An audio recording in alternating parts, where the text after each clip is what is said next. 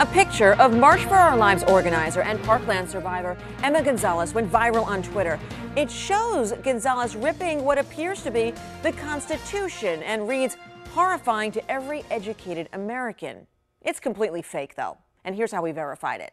The picture, 100% photoshopped, taken from a Teen Vogue photo shoot before the march. Emma Gonzalez is ripping a target used in target training, not the Constitution. The account that posted that photoshopped version, an obscure handle with 10 numbers, is now suspended, and people are claiming it was a Russian bot. Twitter did not respond to our questions immediately, but came out last month saying they are actively taking down tweets abusing and harassing Parkland survivors. Twitter leadership recently announced they're taking down, quote, troll armies to make Twitter healthier. Overall, we care about the public conversation. And we really want to make sure that we contribute positively to the public conversation.